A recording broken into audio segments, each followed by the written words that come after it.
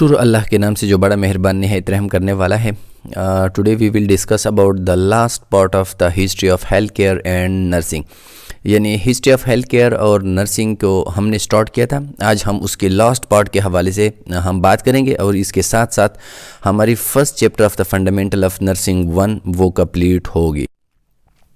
Task of nursing यानी task and responsibility, यानी as a nurse hospital के अंदर हमारी टास्क क्या है, हमारी रिस्पॉन्सिबिलिटीज़ क्या है, हम कौन कौन से काम जो है वो करेंगे inside the hospital and community. Relieving pain, यानी सबसे पहले हम ये कोशिश करेंगे कि पेशेंट को हम काउंसिल करें, पेशेंट को हम थेरेप्यूटिक टच दे दें, उसके साथ हम थेरेप्यूटिक कम्युनिकेशन करें ताकि उसका जो पेन है वो ख़त्म हो जाए। इसके साथ साथ पेन को रिलीव करने के लिए हम मुख्तलिफ़ किस्म के प्रोसीजर जो है वो इस्तेमाल कर सकते हैं।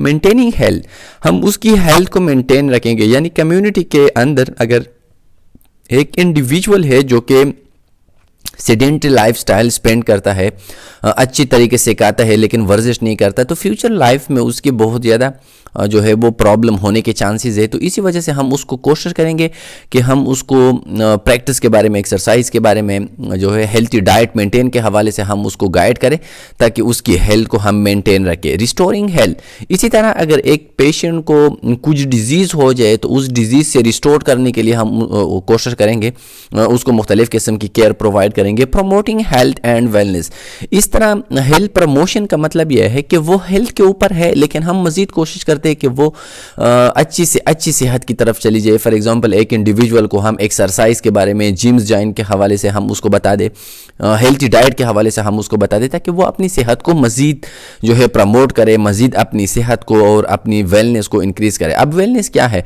Highest level of health is called wellness, यानी हेल्थ की जब प्रीम पॉइंट है तो उसको हम कहते हैं वेलनेस। तो ये कुछ टास्क है, कुछ रिस्पॉन्सिबिलिटीज़ है एक नर्स की, एक नर्सिंग प्रोफेशनल की, जो कि रिलीविंग पेन है, मेंटेनिंग हेल्थ है, restoring health, promoting health and wellness.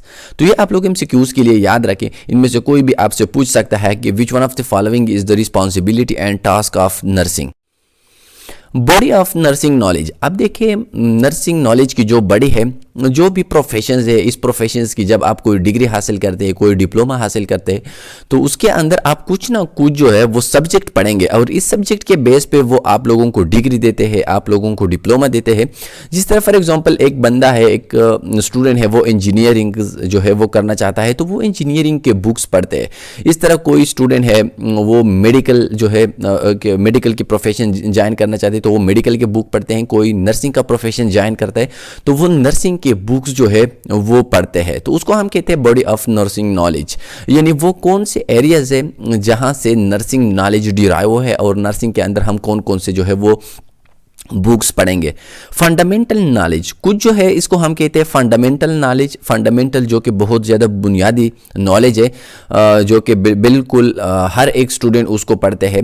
तो देखिए कुछ जो है वो स्पेसिफिक नॉलेज होती है और कुछ फंडामेंटल नॉलेज होती है। फंडामेंटल नॉलेज वो बुनियादी नॉलेज है जो कि हर नर्सिंग का प्रोफेशन इस नॉलेज के बारे में उसको इल्म होनी चाहिए। इसके बाद कुछ जो है उसको हम कहते हैं स्पेसिफिक नॉलेज, जैसा कि कम्युनिटी हेल्थ नर्सिंग है, जैसा कि हॉस्पिटल के बेस पे कोई जो है फंडामेंटल बुक्स पढ़ेंगे। तो मतलब यह है कि कुछ एरिया स्पेसिफिक्स जो है वो नॉलेज होती है और कुछ जो है फंडामेंटल जो कि बुनियादी नॉलेज होती है। जिस तरह फॉर एग्जांपल एक शुबे में है, लेट्स सपोज इंजीनियरिंग का शुबा है या कोई मेडिकल का शुबा है, तो इस शुबे के अंदर, इस प्रोफेशंस के अंदर, उस डिसिप्लिन के अंदर मज़ीद कुछ जो है वो ब्रांचेस होती है। तो उस ब्रांचेस के अपने अलग से बुक्स होते हैं, लेकिन बेसिकली जो बुक्स होते हैं कुछ ना कुछ वो कॉमन्स होते हैं हर एक लाइन्स में।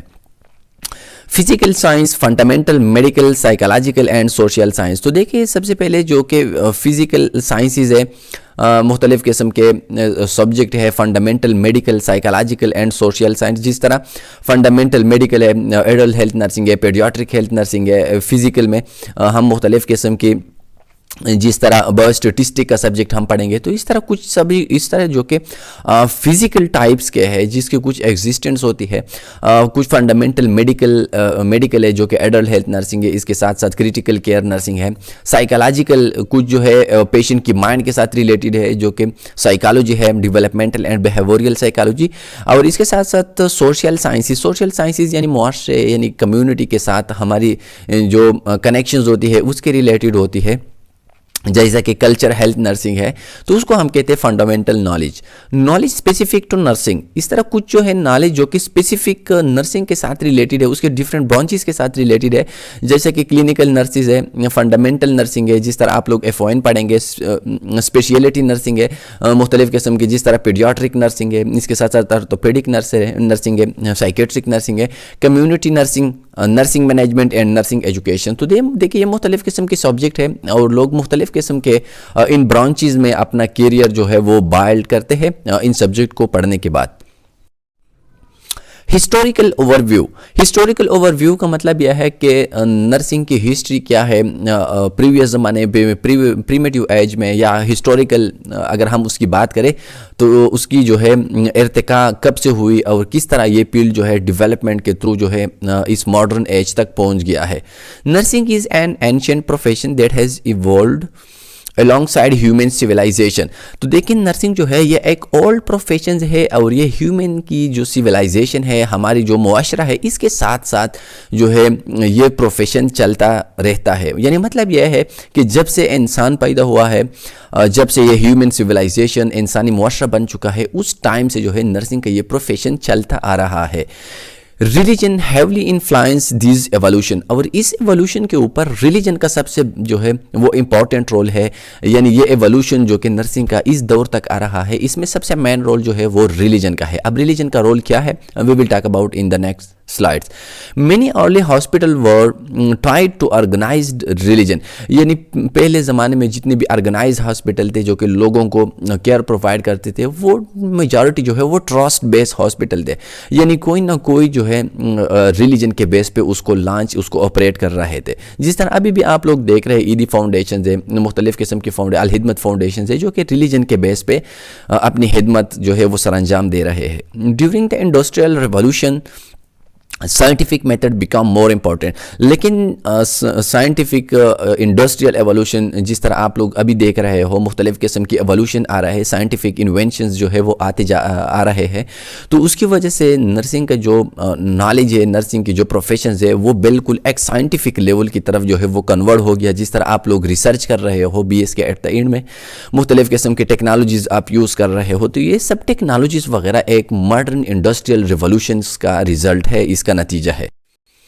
क्रिश्चियनिटी, तो देखिए सबसे पहले हम बात करेंगे कि क्रिश्चियनिटी में नर्सिंग की इंपॉर्टेंस क्या है और क्रिश्चियनिटी में किस तरह नर्सिंग की एवोल्यूशंस जो है वो आ चुकी है। With the beginning of Christianity nursing began to have a formal and more clearly defined role, यानी क्रिश्चियनिटी के स्टार्ट में, यानी ईसा अलैहिस्सलाम की जो रिलीजन है उसको हम कहते हैं क्रिश्चियनिटी। क्रिश्चियनिटी के जो है स्टार्ट में नर्सिंग का जो प्रोफेशन स्टार्ट हुआ वो एक फॉर्मल प्रोफेशन था, यानी इसके लिए एक फॉर्मल्स गाइडलाइंस थे, इसके लिए क्लियर जो है उसकी रिस्पॉन्सिबिलिटीज़ थी और उसके डिफाइंड रोल्स थे। यानी हर किसी को पता था कि एज ए नर्स हमारा रोल्स किया होगा। तो मतलब यह है कि क्रिश्चियनिटी के स्टार्ट में जब क्रिश्चियनिटी स्टार्ट हो गई तो इस दौर में भी नर्सिंग एक फॉर्मल उसकी ट्रेनिंग थी, फॉर्मल उसके लिए जो है रिस्पॉन्सिबिलिटीज़ थी कि हॉस्पिटल के अंदर या कम्युनिटी के अंदर आप लोगों की ये रिस्पॉन्सिबिलिटी होंगे। Lead by the belief that love and caring for other were important, और उसके पीछे यानी क्रिश्चियनिटी में नर्सिंग केयर के पीछे लॉजिक क्या थी, बिलीफ क्या थी, एंथुजियाज्म क्या थी, वो थी love and caring for other will important. यानी क्रिश्चियनिटी में उसकी ये बिलीफ है क्रिश्चियन लोगों की कि लव एंड केयरिंग, यानी हर एक के साथ प्यार मोहब्बत और दूसरे लोगों की केयरिंग करना ये इंसान के लिए बहुत ज़्यादा ज़रूरी है, ये बहुत ज़्यादा इंपॉर्टेंट है एक मुआशरे के लिए। तो इस बेस पे वो लोगों को नर्सिंग केयर प्रोवाइड करते थे। Women made the first visit to sick people, और सबसे पहले वुमेन जो थे वो एक बीमार शख्स की विजिट करते थे, उसकी तीमारदारी करते थे। मेल गिव नर्सिंग केयर, और जितने भी मेल थे वो उसको नर्सिंग केयर प्रोवाइड करते थे, उसकी हाइजीन की केयर करते थे, उसको जो है खाना वगैरह खिलाते थे, जो भी हमारी स्किल्स है। And body the dead body, और इसके साथ साथ जब एक बंदा जो है वो मर जाता था तो उसकी डेड बॉडी को भी दफन करना उसका काम था। तो मतलब यह है कि वीमेन का अपना रोल्स था और मेल का अपना रोल था, और इन सब रोल के पीछे उसकी ये लॉजिक थी कि love and caring for other is important, यानी दूसरे लोगों के साथ मोहब्बत करना, उसको केयर प्रोवाइड करना, उसकी तीमारदारी करना, ये एक इंसान के लिए बहुत ज़्यादा ज़रूरी है, मुआशरे के लिए, सिविलाइजेशन के लिए इंपॉर्टेंट है। Nursing became a respected vocation, और इस दौर में नर्सिंग जो थी उसको कंसिडर किया जाता था एक रिस्पेक्टेड प्रोफेशंस के तौर पे। यानी क्रिश्चियनिटी के दौर में नर्सिंग को एक प्रोफेशंस जो है रिस्पेक्टेड प्रोफेशंस के तौर पर उसको कंसिडर किया जाता था। तो मतलब यह है कि क्रिश्चियनिटी के दौर में नर्सिंग जो है इसको एक मुअज़्ज़ज़ प्रोफेशन के तौर पर लोग ज्वाइन करते थे और दूसरे लोगों की हेल्प करते थे, दूसरे लोगों की केयरिंग करते थे। नर्सिंग इन इस्लाम, अब हम मुस्लिम दौर की, मुस्लिम एरा की बात करते हैं कि इस्लाम में नर्सिंग की अहमियत क्या है। Nursing in Islam is a health care services related to the caring of the patient, individual, families and community as manifestation of love for Allah and prophet Muhammad peace be upon him. तो मतलब यह है कि इस्लाम में जब हम किसी की केयर करते हैं, जब हम किसी की तीमारदारी करते हैं, तो हमारी सोच ये होती है कि अल्लाह हमसे राज़ी हो जाएगा और पैगम्बर सल्लल्लाहु अलैहि वसल्लम की जो सुन्नत है हम उसको जो है अमली जामा पहनाते हैं, हम उसकी सुन्नत के ऊपर अमल करते हैं। तो मतलब यह है कि इस्लाम में नर्सिंग की जो प्रोफेशंस है वो एक इबादत भी है और प्रोफेशंस भी है। यानी अगर हम सही मानों में, अगर हम सही जो है सोच में सही यकीन के साथ अगर हम लोगों की खिदमत करते हैं, एक पेशेंट की खिदमत करते हैं, इंडिविजुअल की खिदमत करते हैं, फैमिलीज़ या कम्युनिटी की अगर हम खिदमत करते हैं, तो हमारी सोच ये होना चाहिए कि इसके ऊपर जो है अल्लाह हमें सवाब देगा, अल्लाह हमसे राज़ी होगा और पैगम्बर सल्लल्लाहु अलैहि वसल्लम की जो सुन्नत है सल्लल्लाहु अलैहि वसल्लम, हम उसको जो है वो अमली जामा पहनाते हैं, हम उसके ऊपर अमल करते हैं। Nursing as profession is not new to Islam, और नर्सिंग का जो प्रोफेशन है ये इस्लाम में न्यू नहीं है। यानी अगर हम इस्लाम की रिलीजन की बात करें तो इस्लाम की रिलीजन में नर्सिंग एक न्यू प्रोफेशन नहीं है। In fact it is attributed to sympathy and responsibility toward the concern need. ये एक सिंपैथी और रिस्पॉन्सिबिलिटी है। सिंपैथी का मतलब यह है दूसरे लोगों के ऊपर तरस आना, यानी जब कोई दुख दर्द में हो तो इस्लाम हमें ये जो है यह हुक्म देता है कि आप उसके दुख दर्द में उसके साथ बराबर के शरीक हो और उसके दुख और दर्द को ख़त्म करने के लिए आप भी उसके साथ कोशिश करें। तो ये एक रिस्पॉन्सिबिलिटी भी है और ये एक सिंपैथी भी है दूसरे लोगों की नीड्स को पूरा करने के लिए। यानी जब एक पेशेंट बीमार होता है तो उसकी नीड्स होती है कि हम उसको केयर प्रोवाइड करें, ये इस्लाम हमें हुक्म देता है। This undertaken had started during the development of Islam as a religion, a culture and civilization. तो देखिए इस्लाम जो है ये एक कंप्लीट रिलीजन है। एक इस्लाम जो है हर एक एस्पेक्ट ऑफ द लाइफ के बारे में इस्लाम हमें कंप्लीट इंफॉर्मेशन देती है। यानी जितनी भी हमारी रोज़मर्रा 24+7 आवर की ज़िंदगी है उनमें जो भी एक्टिविटीज़ है हमारी, उन सब के बारे में इस्लाम हमें क्लियर कट आइडियाज़ देती है। रिलीजन्स के हवाले से भी, अपनी कल्चर के हवाले से भी और अपनी मुआशरे के हवाले से भी, हमारी जो भी ज़रूरियात है सब चीज़ों के बारे में इस्लाम हमें क्लियर कट गाइडलाइंस प्रोवाइड करता है। द फर्स्ट मुस्लिम नर्स, तारीख में सबसे फर्स्ट जो है मुस्लिम नर्स वो कौन है? The first professional nurse in the history of Islam is a woman name Rufaida bint Saad. ये आप लोग एमसीक्यूज के लिए याद रखें, बहुत ज़्यादा इंपॉर्टेंट है एमसीक्यूज के लिहाज से कि तारीख में सबसे फर्स्ट जो मुस्लिम नर्स है वो कौन है। तो उसका नेम है रुफैदा बिन्त साद फ्रॉम द बनी असलम ट्राइब्स इन मदीना। और इसका ताल्लुक जो था इस फीमेल की वो बनी असलम ट्राइब से था।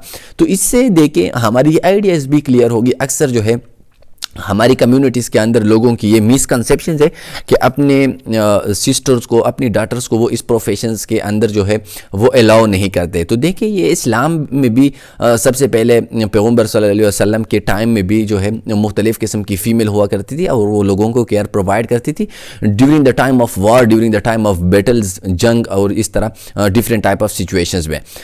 Rufaidah received her training and knowledge in medicine from her father, a physician whom she assisted regularly। अब रुफैदा बिन्त साद ने अपनी जो नॉलेज है अपनी मेडिसिन के हवाले से या अपनी उसकी जो स्किल्स है उसने अपने फादर से जो है वो हासिल की थी और वो उसको असिस्ट कर रही थी, उसको जो है वो फॉलो करती थी, उसके साथ वो हेल्प करती थी। During time of war she would lead a group of volunteer to the battle field and would treat casualties and injure soldier. और जितनी भी जंग थे, जितनी भी लड़ाई थी इस इनिशियल दौर में, इस्लाम के इनिशियल डेज में जितनी भी जंग के मैदान थे, बैटल फील्ड का मतलब है जंग के मैदान, वहाँ पे रुफैदा बिन्त साद के साथ अपनी वॉलंटियर वुमेन्स की एक ग्रुप हुआ करती थी और वो डिफरेंट कैजुअल्टी को, इमरजेंसीज वगैरह को हैंडल करती थी। इंजर लोगों को, इंजर सोल्जर के ऊपर वो पट्टी वगैरह उसकी ड्रेसिंग करती थी, उसको फर्स्ट एड प्रोवाइड करती थी। फ्लोरेंस नाइटिंगेल 1820-1910 ये उसकी लाइफ की ड्यूरेशन है। Known as the founder of modern nursing, ये इंपॉर्टेंट एमसीक्यूज के लिए कि मॉडर्न नर्सिंग की जो फाउंडर्स है वो कौन है, वो है Florence Nightingale. Establish efficient and sanitary nursing unit during the Crimean war in 1854। Crimean war जो कि फ्रांस और रशियंस के दरमियान 1854 में ये लड़ाई हुई थी। तो उस दौर में उसने एफिशिएंट जो है वो एक नर्सिंग की एक यूनिट्स जो है इसको ऑर्गेनाइज किया था और उन्होंने उस वार के अंदर, उस जंग के अंदर बहुत ज़्यादा लोगों की जो है वो केयर की थी। Invented the call bell system. Call bell system का मतलब यह है, अक्सर हॉस्पिटल के अंदर वार्ड्स में आप लोगों ने बेल को देखा होगा, जब किसी पेशेंट के बेड के साथ इसका बटन लगा होता है, जब उसको कोई तकलीफ होती है, कोई ज़रूरत होती है तो वो उस बेल को जो है वो प्रेस करते हैं, तो उसको हम कहते हैं call bell system. And use of dumbwaiter to deliver meal. और इस तरह डंप वेटर्स का मतलब यह है कि जब ये मॉडर्न आप जो सिस्टम देख रहे हो डंप वेटर, जब आपके पास इस तरह कोई अलमारीज वगैरह होती है, कोई जो है कुर्सी मेज वगैरह होती है और आप उसके अंदर जो है कोई खाना वगैरह रखते ताकि पेशेंट इसके ऊपर बैठ जाए और वो उस खाना को कहते हैं, उसको हम कहते हैं dump waiter system. Being the professional education of nurses. और उन्होंने सबसे फर्स्ट जो प्रोफेशनल नर्सिस है, जो प्रोफेशनल नर्सिंग का एजुकेशन है उसकी बुनियाद रखी। यानी प्रोफेशनल नर्सिंग को सबसे पहले उसने स्टार्ट की, उसने मुख्तलिफ किस्म की थ्योरीज पेश की और उस थ्योरीज को आप लोग अपने कमिंग सेमेस्टर में डिटेल के साथ पढ़ेंगे कि फ्लोरेंस नाइटिंगेल को क्यों जो है founder of the modern nursing कहा जाता है, उसकी कंट्रीब्यूशंस क्या है इस फील्ड के अंदर, उसने कौन कौन से जो है वो थ्योरीज पेश की। The civil war and nursing. Civil war ये अमेरिका के जितने भी स्टेट्स है उसके दरमियान जो है ये एक लड़ाई हुई थी, उसके जितने भी ब्लैक्स और वाइट्स है उसके दरमियान और उसके डिफरेंट स्टेट के दरमियान। तो उस वार के अंदर भी मुख्तलिफ किस्म के जो है नर्सिस ने नर्सिंग केयर प्रोवाइड की थी। American tragic conflict underscored the need for nursing. और अमेरिका के दरमियान जब ये सिविल वार स्टार्ट हो गया, जिसको हम हना जंगी भी कहते हैं, अपने मुल्क के अपने लोगों के दरमियान जब लड़ाई स्टार्ट हुई, तो उस दौर में अमेरिकन के जितने भी लोग थे उन्होंने ये ज़रूरत महसूस की कि एक ऑर्गेनाइज नर्सिंग सिस्टम की अहमियत है।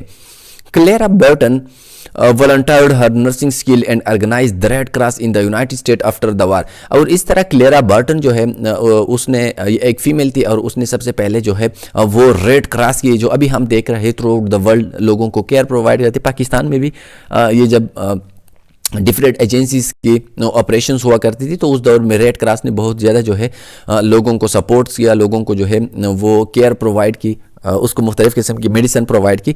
तो क्लेरा बर्टन जो है उसके साथ कुछ वॉलंटियर नर्सिस भी थे, तो उसने रेड क्रॉस की जो है वो बुनियाद रखी यूनाइटेड स्टेट के अंदर।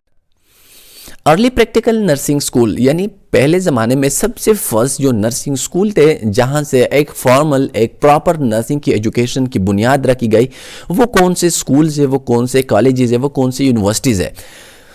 बेलर्ड school open in 1892 in New York city by the YMCA। तो सबसे पहले जो एक प्रॉपर स्कूल था नर्सिंग एजुकेशन के लिए वो 1892 में स्टार्ट हुआ न्यूयॉर्क सिटी में। Thomson practical nursing school establish 1907 in Brattleboro Vermont still operating today. इसी तरह एक दूसरा स्कूल है जिसको हम कहते हैं थॉमसन प्रैक्टिकल नर्सिंग स्कूल, ये भी वर्मंट के अंदर जो है ये एस्टेब्लिश है 1907 में, और ये स्टिल जो है आज भी जो है डिफरेंट लोग जो है इससे डिग्री हासिल करते हैं, स्टिल जो है ये ऑपरेट है, इसके अंदर लोग जो है एजुकेशन हासिल करते हैं। House hold nursing school founded in 1818 in Boston. और इसी तरह हाउस होल्ड नर्सिंग स्कूल इसकी बुनियाद रखी गई 1918 में इन बॉस्टन में। तो ये कुछ जो है हिस्ट्रीज है नर्सिंग की कि वो कौन से टाइम है, वो कौन सा एज है और वो कौन से स्कूल्स है और वो कहाँ पे जो है उसको ऑपरेट किया गया प्रॉपर तरीके से, ताकि वो लोगों को नर्सिंग की डिग्री, नर्सिंग की जो है डिप्लोमा लोगों को प्रोवाइड करे। पॉइंटर्स ऑफ नर्सिंग, यानी नर्सिंग के पॉइंटर्स क्या है। देखिए जब हम किसी प्रोफेशंस के बारे में बात करेंगे तो उस प्रोफेशंस को डेवलप करने के लिए कुछ लोग जो है वो पॉइंटर्स के तो जो है वो जाने जाते हैं, लोग उसको याद करते हैं। उसने या तो कुछ इस तरह थ्योरी पेश किया गया हो, जिस तरह फॉर एग्जांपल हम फिजिक्स की बात करें तो आइंस्टाइन और न्यूटन के बारे में हम जो है वो बात करते हैं कि उसने बहुत ज़्यादा रिवोल्यूशन लाई है फिजिक्स के अंदर। इस तरह जब हम नर्सिंग की बात करते हैं तो नर्सिंग में कुछ लोग हैं जिसने सबसे फर्स्ट जो है सबसे बुनियादी जो है वो नॉलेज क्रिएट की गई, थ्योरीज पेश की गई, कुछ न्यू आइडियाज पेश की गई है, तो उसको हम कहते हैं पॉइनर्स ऑफ नर्सिंग। ये आप लोगों ने याद रखना है। Lillian weld first community health nurse, यानी लिलियन वेल्ड जो है ये फर्स्ट कम्युनिटी हेल्थ नर्स कहलाई जाती है और उसने सबसे फर्स्ट कम्युनिटी हेल्थ नर्सिंग की कंसेप्ट को इंट्रोड्यूस किया। Isabel Hampton Robb founded nursing organization. जितनी भी नर्सिंग ऑर्गेनाइजेशन है throughout the world, ANA है, अमेरिकन नर्सिंग एसोसिएशन है, डिफरेंट जो है KP के अंदर YNA है, तो ये सब जो है उसकी जो बुनियाद रखी गई, यानी लोगों को जो शऊर दी गई कि नर्सिंग के अंदर इस तरह ऑर्गेनाइजेशन की ज़रूरत है, तो वो इंट्रोड्यूस की किसने? इसाबेल हैम्पटन रॉब ने। Adelaide Nutting first nurse appointed as university professor, और जो सबसे फर्स्ट यूनिवर्सिटी प्रोफेसर मुंतखब हो गई वो थी एडेला नॉटिन। प्रैक्टिकल नर्सिंग, अब देखिए प्रैक्टिकल नर्सिंग क्या है, इसकी कंसेप्ट को किस तरह इंट्रोड्यूस किया गया है। Women who care for other but who had no formal education often called themselves practical nurses.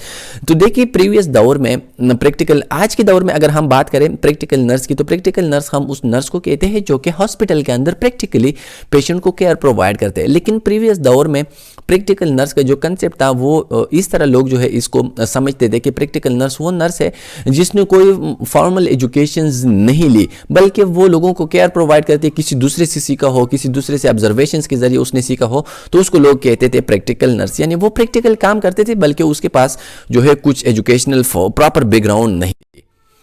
Early practical nursing school, यानी अर्ली प्रैक्टिकल नर्सिंग स्कूल ये कहाँ थी, तो ये तो हमने इसके बारे में बात की। डिप्लोमा प्रोग्राम्स, अब देखिए जिस तरह अभी आप लोगों ने ऑब्जर्व की है कि तकरीबन 2020 तक यानी 2020 तक जो है हुकूमत की ये पॉलिसी थी कि हम जितने भी डिप्लोमास के स्कूल्स हैं उसको अपग्रेड करेंगे और उसको नर्सिंग कॉलेजेस में कन्वर्ट करेंगे। यानी इससे पहले जो है डिफरेंट टाइप ऑफ स्कूल्स हुआ करती थी जो लोगों को डिप्लोमा प्रोवाइड करते थे, जिसको हम कहते हैं जनरल नर्सिंग 3 इयर्स डिप्लोमा वो प्रोवाइड करते थे on the base of matric, typically 3 years in length and offered by hospital. और ये डिप्लोमा ये 3 इयर्स उसकी ड्यूरेशन थी और मोस्टली ये हॉस्पिटल उसको प्रोवाइड करती, जिस तरह कि TH के साथ अपना नर्सिंग स्कूल था, HMC के साथ अपना नर्सिंग स्कूल था, TH और जितने भी स्वात बनो है सब स्कूल जितने भी हॉस्पिटल थे उसके साथ एक मामूली सा छोटा सा सेटिंग हुआ करता था जिसको वो नर्सिंग स्कूल के नाम से याद करते थे और वो लोगों को डिप्लोमा प्रोवाइड करते थे। Graduate received diploma rather than a college degree, और इस तरह उनसे जो भी लोग फारे होते थे वो डिप्लोमा रिसीव करते थे, उसको कोई डिग्री नहीं मिलती। Program emphasize basic skills practically suited for hospital clients, और इस तरह उनके अंदर जो प्रोग्राम्स पढ़ाए जाते थे, जो उसको स्किल्स दिए जाते थे वो हॉस्पिटल के बेस हुआ करते थे, यानी हॉस्पिटल में जो नीड थी उसके मुताबिक वो लोगों को स्किल्स जो है वो देते थे। Such program contribute 6% of nurses graduate, और इस तरह 6% जो लोग थे वो डिप्लोमा होल्डर हुआ करते थे जो है। अभी तक भी तकरीबन बहुत कम लोग हैं जो कि ग्रेजुएट है, मेजॉरिटी ज़्यादातर लोग जो है वो डिप्लोमा होल्डर है। लेकिन अगर हम फॉरेन कंट्रीज़ की बात करें तो वहाँ पे 6% जो है वो डिप्लोमा होल्डर थे, क्योंकि उसने अपने निज़ाम को पहले से जो है अपग्रेड किया गया है। यानी अगर हम पाकिस्तान को देख ले तो पाकिस्तान में 2-3 इंस्टीट्यूट इस तरह है जो कि नर्सिंग में PhD प्रोवाइड करते हैं, लेकिन अगर हम फॉरेन कंट्रीज़ की बात करें तो वो तकरीबन 1950 से पहले वो लोगों को PhDs MSNs की डिग्री जो है वो दिया करते थे। बैचलरेट डिग्री का मतलब यह है BSN, जो कि अभी हम पढ़ रहे हैं BSN डिग्री, तो उसको हम कहते हैं Bachelorette degree. Typically 4 years in length offered through college and universities. Bachelorette degree का जो टाइम है वो 4 इयर्स होती है और इसके साथ 1 ईयर इंटर्नशिप, और वो मोस्टली कॉलेजेस में और यूनिवर्सिटीज़ में जो है वो लोग हासिल करते थे। Graduate receive bachelor of science in nursing, जो लोग इस डिग्री को कंप्लीट करते थे वो जो है बैचलरेट कंसिडर किए जाते थे, यानी बैचलर अंडर ग्रेजुएट जिसको हम कहते हैं। Emphasize preparation for practice in non hospital setting. तो देखिए सबसे मोस्ट इंपॉर्टेंट क्या है, यानी अगर हम डिप्लोमा की बात करें तो डिप्लोमा में लोगों को जो के स्किल्स दिए जाते हैं वो मोस्टली वो स्किल्स है जो कि हम हॉस्पिटल में यूज़ कर लेते हैं। लेकिन बैचलर डिग्री में BSN की डिग्री में हम जो स्किल्स एक स्टूडेंट को सिखाते हैं वो नॉन हॉस्पिटल सेटिंग में भी है, यानी कम्युनिटी के ऊपर, लोगों के ऊपर, मुख्तलिफ किस्म के इंडस्ट्रीज़ के ऊपर, जिसको हम इंडस्ट्रियल नर्स कहते हैं, कम्युनिटी हेल्थ नर्स कहते हैं, उनके हवाले से भी उनको जो है नॉलेज दी जाती है। broad scientific content and systematic problem solving tools for autonomous and collaborative practice। तो इसके ज़रिए जो लोग भी फॉर एग्जांपल BSN की डिग्री हासिल करते हैं तो उसकी प्रॉब्लम सॉल्विंग स्किल्स होती है, यानी वो ब्रॉड नॉलेज हासिल करते हैं, डिफरेंट टाइप ऑफ बुक्स पढ़ते हैं और उसके साथ एक ब्रॉड नॉलेज होती है और वो ऑटोनोमस यानी इंडिपेंडेंट वो एक डिसीजन कर सकती है और दूसरे लोगों के साथ मिलके भी वो प्रैक्टिस कर सकता है। Such program contribute 34% of nursing graduate और 34% जो है थ्रू आउट द वर्ल्ड जो है जितने भी नर्सिस काम करते हैं वो ग्रेजुएट है, उसने BSN की डिग्री की है। लेकिन अगर हम पाकिस्तान की बात करें तो पाकिस्तान में बमुश्किल 3 या 4% इसी तरह जो है लोग हैं जो कि ग्रेजुएट है, बाकी सब डिप्लोमा होल्डर्स। नर्सिंग ऑर्गेनाइजेशन, तो देखिए कुछ नर्सिंग ऑर्गेनाइजेशन है जो कि नर्सिंग की फील्ड्स की इंप्रूवमेंट्स के लिए उसमें जो है इन्हांस उसमें डेवलपमेंट लाने के लिए वो कोशिश करते हैं। तो सबसे जो है फर्स्ट वन इसमें है अमेरिकन नर्सिंग एसोसिएशन, जिसको हम ANA के नाम से याद करते हैं, उसको हम कहते हैं ANA या अमेरिकन नर्सिंग एसोसिएशन। पर्पस क्या है? To improve the quality of nursing care, यानी उसका जो पर्पस है MCQs में आप लोगों से पूछा जा सकता है कि ANA की जो है वो पर्पस क्या है।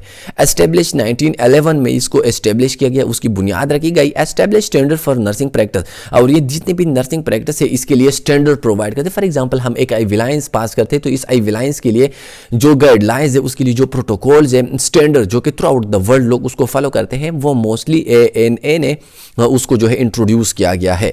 Establish a professional code of ethics, professional code of ethics का मतलब यह है जब हम नर्सिंग केयर लोगों को प्रोवाइड करते हैं तो कुछ ना कुछ हम इथिक्स का लिहाज रखते हैं। फॉर एग्जांपल एक पेशेंट की प्राइवेसी के बारे में, उसके ऑटोनॉमी के बारे में, हम उसकी कॉन्फिडेंशियलिटी के बारे में, और ये आप लोग जो है नर्सिंग इथिक्स के बारे में आप डिटेल से पढ़ेंगे कि नर्सिंग इथिक्स क्या है, प्रोफेशनल कोड ऑफ कंडक्ट क्या है। Develop educational standard, educational standard यानी हम जो 20 की डिग्री पढ़ते हैं उसकी जो कोर्स ग्रिड है उसमें जो सब्जेक्ट जो है इंक्लूड किए गए हैं, तो ये सब जो है डेवलप की है किसने? ANA mostly. Overseas credentialing system, credentialing system का मतलब यह है कि मुख्तलिफ़ किस्म के ओवरसीज़ यानी आउट ऑफ द अमेरिका जितने भी नर्सिंग की एजुकेशन है उसको वो ऑर्गेनाइजेशन को वो रजिस्ट्रेशन देते हैं और उसको क्रेडेंशियलिंग सिस्टम उसको जो है वो कहा जाता है। यानी मतलब यह है कि वो उसको क्रेडिट देते हैं, उसके काम को चेक करते हैं। जितने भी फॉर एग्जांपल अगर हम ANA को रजिस्टर करें ANA के साथ तो ANA हमारी ANA की सुपरविजन करती है और हमारी वर्क की हमारी जो क्वालिटी से उसको इन्हांस करने के लिए वो कोशिश करती है, तो उसको हम कहते हैं overseas credentialing system. Pakistan Nursing Council. The PNC is an autonomous regulatory body constituted under the Pakistan Nursing Act 1952 and 1973. तो देखिए ये MCQs में भी आ गया था कि PNC जो है ये एक autonomous body है, यानी PNC is an autonomous। autonomous का मतलब यह है कि PNC के लिए अपने रूल्स रेगुलेशन है और वो without the supervision of any other council of Pakistan वो काम करते हैं नर्सिंग की इम्प्रूवमेंट्स के लिए। और उसको पाकिस्तान की जो एक्ट है, पाकिस्तान की जो आइन है उसमें नर्सिंग काउंसिल एक्ट उसको कहा जाता है 1952 और 1973 की जो पाकिस्तान की आइन है उसमें PNC की काउंसिल के लिए अपना अलग जो है वो एक आइन मौजूद है। and empowered to registered lenses, nurses, midwife, lady health visitors and nursing auxiliaries to practice in Pakistan. PNC was established in 1948। यानी PNC की जो बुनियाद है वो 1948 में रखी गई और ये लाइसेंस प्रोवाइड करता है, इसके साथ साथ कोर्स प्रोवाइड करती है, एग्जामिनेशन की सुपरविजन करती है मुख्तलिफ़ किस्म की नर्सिस की, मिडवाइफ्स की, LHVs की and nursing auxiliaries. Nursing auxiliaries का मतलब है वो लोग जो कि नर्सिंग के हेल्प करते हैं, नर्सिंग के साथ जो है वो काम करते हैं। जिस तरह ये 2 इयर्स डिप्लोमा जो है वो लिया जाता है नर्सिंग ऑक्सिलरीज उसको भी कहा जाता है और वो लोग जो है मोस्टली नर्सिंग की हेल्प करते हैं जिसको हम कहते हैं CNA। फंक्शंस क्या है? PNC set the curriculum of the education of nurses, midwife, LHVs and nursing auxiliaries. यानी सबसे फर्स्ट जो है वो करिकुलम सेट करता है, यानी हम जो एग्जाम्स देते हैं उसकी एग्जाम्स की जो करिकुलम है वो सेट करती है कौन? PNC। PNC provide registration nursing to practice. Pakistan के अंदर जितने भी लोग हैं जो कि प्रैक्टिस करते हैं उसको जो रजिस्ट्रेशन मिलती है जिसको हम PNC लाइसेंस कहते हैं वो प्रोवाइड करती है कौन? PNC। PNC maintain standard of education and practice. जितनी भी एजुकेशन की स्टैंडर्ड है और प्रैक्टिस की स्टैंडर्ड है उसकी सुपरविजन भी करता है कौन? PNC। PNC work closely with the four provincial nursing examination board जिसको हम कहते हैं NABS। यानी एक तो देखिए एक है PNC जो कि इस्लामाबाद में उसकी बिल्डिंग है, इसके साथ साथ जितने भी 4 प्रोविंसेस है इन सब 4 प्रोविंस के अंदर जो है एक पीएनसी का जिली ब्रांच मौजूद है जिसको हम कहते हैं nursing examination board. In nursing examination board का काम यह है कि ये सूबे के अंदर जो है नर्सिंग के एजुकेशन को, नर्सिंग के एग्जाम्स को कंडक्ट करता है और इस नेप की सुपरविजन करता है कौन? PNC. Joining the future nursing. From the beginning of mankind, people have performed the functions we know as nursing care. तो देखिए का मतलब यह है कि नर्सिंग का जो फ्यूचर है इंशाल्लाह वो एक ब्राइट फ्यूचर है, क्योंकि अभी लोगों के जहन में, लोगों के माइंड में ये शऊर है कि नर्सिस जितने भी है जो कि मोस्टली जिसने BSN डिग्री की हो, जिसने MSN PhD की हो, उसके पास एक ब्रॉड नॉलेज होती है।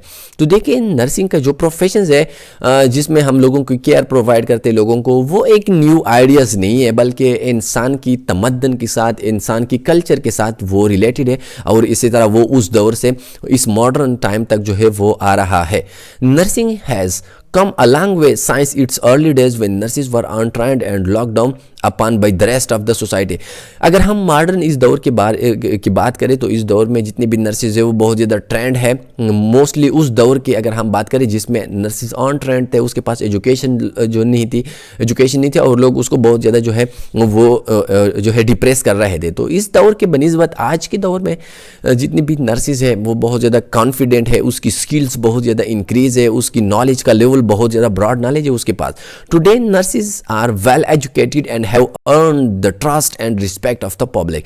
आज के दौर में जो भी नर्सेज है लोगों के ऊपर उसके ऊपर लोगों का जो ट्रस्ट है, पब्लिक का उसके ऊपर जो ट्रस्ट है, उसकी जो रिस्पेक्ट है वो उसकी एजुकेशन के बेस पे, उसके स्किल्स के बेस पे आज जो है प्रीवियस दौर की बनिस्बत बहुत ज़्यादा इंप्रूव है। The history of nursing shaped our current health care system but nurses must continue to monitor development in science and technology as well as change in society to determine how to help the need of the future. तो देखिए आज की अगर हम बात करें तो previous दौर की जिसके बारे में हमने बहुत ज़्यादा डिटेल से बात की, उस दौर के बनिस्बत आज के दौर में जितनी भी नर्सेज है उसके नॉलेज, उसकी रिस्पेक्ट वो बहुत ज़्यादा है। लेकिन मज़ीद हमें चाहिए कि हम अपनी डेवलपमेंट को, हम साइंस और टेक्नोलॉजी को इस फील्ड के अंदर इंट्रोड्यूस करें ताकि फ्यूचर लाइफ में, फ्यूचर कमिंग जनरेशंस में हम इस फील्ड को मज़ीद जो है इम्प्रूवमेंट की तरफ ले जाए और लोगों की ट्रस्ट को, लोगों की रिस्पेक्ट को हम मज़ीद जो है इन्हांस करें। तो इसके साथ साथ हमारी ये चैप्टर जो है ये एंड को पहुंच गया। ये चैप्टर थोड़ा सा लेंथी था, इसलिए